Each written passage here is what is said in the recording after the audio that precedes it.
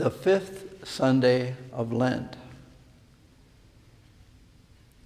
Next Sunday is, believe it or not, Palm Sunday already.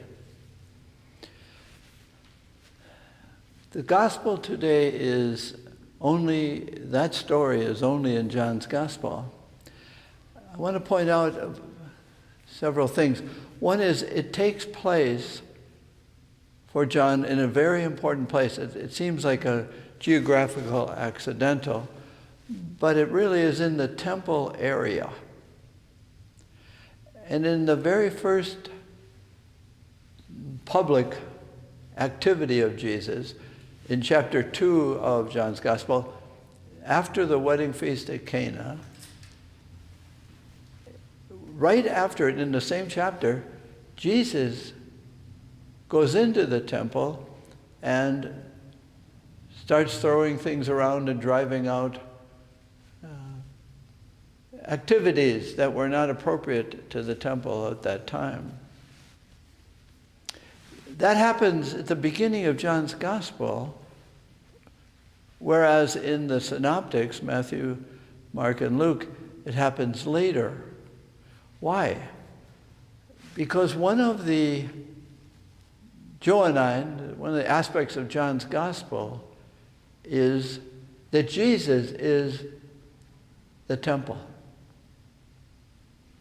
It doesn't replace God, but replaces a sense of where is God? And what does God do? And what do we have to do in relationship with God? And what position are we best when we are available to this God?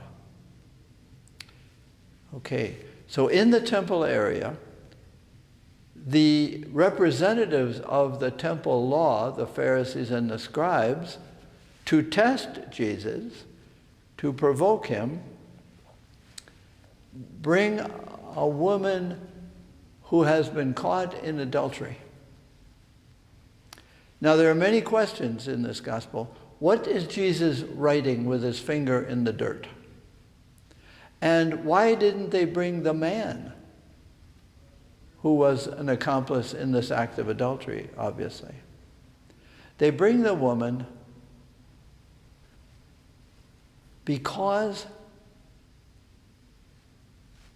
she is the generator of the continuation of the people of God.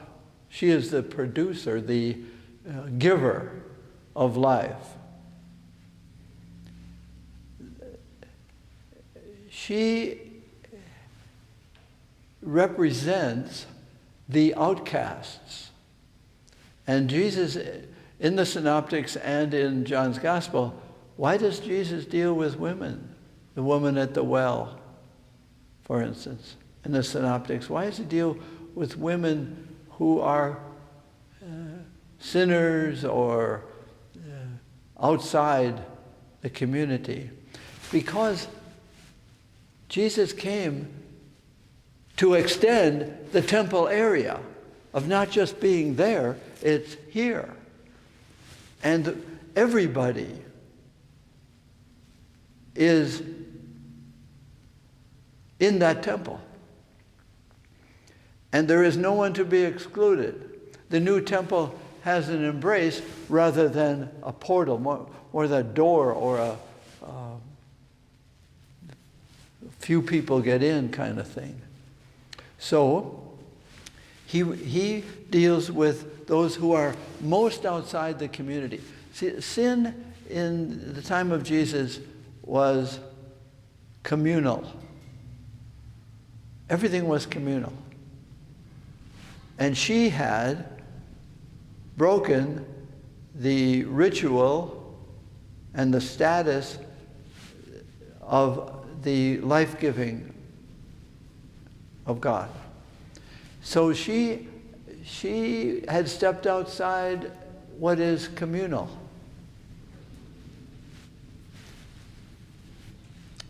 And the Pharisees and the scribes are hoping that Jesus conformed to their law to allow stones to be thrown at her to her death.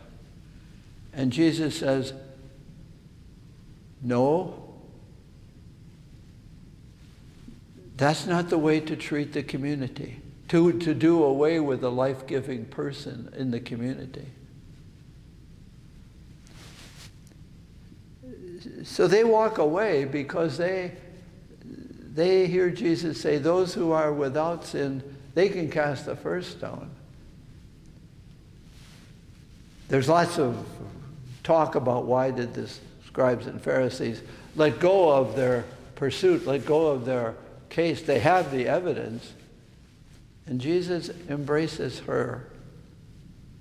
And in embracing her, offers the embrace to the scribes and Pharisees. But they walk away from that embrace. And Jesus says to her, there's no one here to accuse you, I guess. And she said, no, there's nobody. Neither do I. I embrace you. Now you go to be a life-giving, more than biological, a life-giving person in the community. Now, in the Catholic Church, every sacrament is a mission experience, so that a person going to the church asking for forgiveness is missioned to go back and be a life-giving source in the community. It's not just a me and Jesus. None of the sacraments are me and Jesus. Even people who get married, it's not me and you only, but we are missioned. Everyone is missioned by the sacraments. So he says to her, go. Go where? Go into the community with my embrace of you, not the legalistic, ritualistic exclusion of you. And so Jesus says, I know that you have been throwing stones at yourself, which is a great way to pray as we ponder Lent. What stones do we throw at ourselves of accusation, which can take us away from our sense of mission? I can't be in mission. I can't be a revelation. I can't be a life-giving source in the community until I really feel that I'm forgiven. No, we don't necessarily feel we're forgiven. We celebrate a reality that is in Jesus. Whether we can accept it is another question. Whether we want to continue throwing stones and be preoccupied with our throwing stones at ourselves, which restricts us from being a life-giving agent in the community. That's to which Jesus sends this woman. Go and use your womanhood to be creative and relational and embracing as I am of you. Be a revelation in your personality, how I am to you with my personality and my mission. So in Lent, we maybe have to count the stones with which we throw at ourselves. Maybe give that up for Lent. No more stone throwing at myself, and probably I will then consequently be less a stone thrower at others. Accusation, but more freely embrace. Our Lenten prayer then is to receive forgiveness, mercy, healing, not just for myself, but that I might be more for you. Less preoccupied with stones in my hand, gashing myself, throwing them away, and not throwing them at you. That's mission. That's Lent.